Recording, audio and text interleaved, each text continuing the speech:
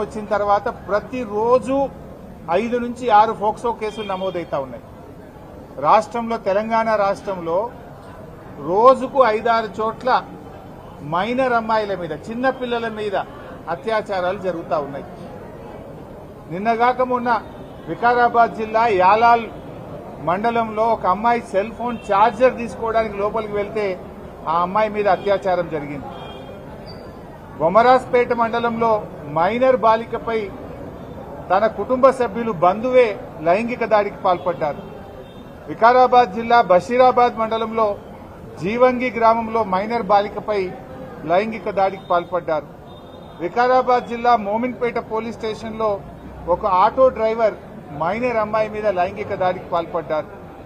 మొన్న నిర్మల్ పోలీస్ స్టేషన్లో 6 సంవత్సరాల అమ్మాయి మీద లైంగిక దాడికి పాల్పడి ఇవన్నీ కూడా ఈ నెలలో జరిగినాయి చెప్తున్నాను.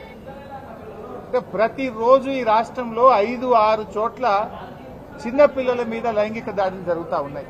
అంటే ప్రభుత్వం ఏం చేస్తా ఉంది అని నేను అడుగుతా ఉన్నా. ఈరోజు ముఖ్యంగా ఈ రాష్ట్రంలో కాంగ్రెస్ ప్రభుత్వం వచ్చిన తర్వాత ఈ చిన్నపిల్లల మీద లైంగిక దాడులు విపరీతంగా పెరిగిపోయినాయి. 2024 సంవత్సరంలో 2200 మంది చిన్నపిల్లల మీద పోక్సో కేసులు నమోదైనాయి, లైంగిక దాడులు జరిగినాయి. 2025 సంవత్సరంలో ప్రభుత్వం కనీసం చర్యలు తీసుకుంటే తగ్గలే. 2025లో 2400 మంది చిన్నపిల్లల మీద అత్యాచారాలు జరిగినాయి. అంటే ఈ ప్రభుత్వం అసలు పట్టించుకోవడం లేదు. ప్రతి సంవత్సరం పోక్సో కేసులు పెరుగుతూ ఉన్నాయి. ఇది నేను చెప్తున్న లెక్క కాదు, అఫీషియల్ డాటా. ఎన్సీఆర్బీ డాటా ప్రకారంగానే తెలంగాణ రాష్ట్రంలో రోజు రోజుకు చిన్నపిల్లల మీద అత్యాచారాలు పెరుగుతూ ఉన్నాయి. సంవత్సరానికి కేసులు పెరుగుతూ ఉన్నాయి. అంటే ఈ ప్రభుత్వం పట్టించుకోవడం లేదు.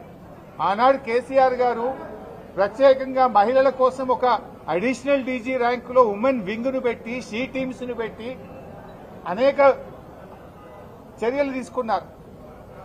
ప్రతి జిల్లాలో కూడా భద్రత టీమ్స్ పెట్టారు. కానీ ఈ ప్రభుత్వం దాన్ని నిర్లక్ష్యం చేసింది.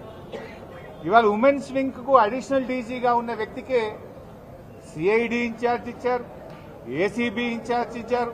ఇంకా వారు మహిళల గురించి చిన్నపిల్లల గురించి ఆలోచించాలా? ఏసీబీ పనిచేయాలనా, సిఐడి పనిచేయాలనా?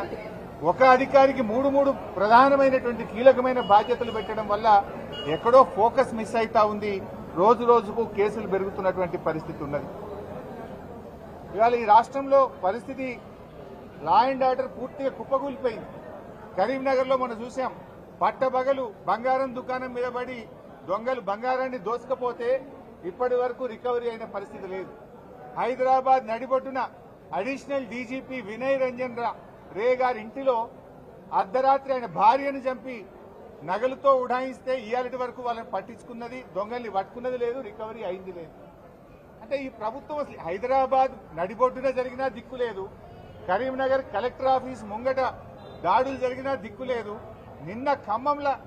నిన్న ఖమ్మంలో కూడా సెల్ ఫోన్ దుకాణంలో ముసుగులేసుకొని వచ్చిన అంతర్రాష్ట్ర దొంగలు దుకాణం మీద లూటీ చేసి సెల్ ఫోన్లను ఎత్తుకపోతే ఇయాలటి వరకు పట్టుకున్న పరిస్థితి లేదు. అంటే మొత్తంగా ఈ రాష్ట్రంలో పోలీసులు చేయాల్సిన పని చేస్తలేరు.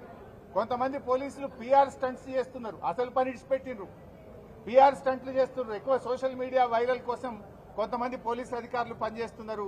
కేసుల్లో రికవరీ లేదు.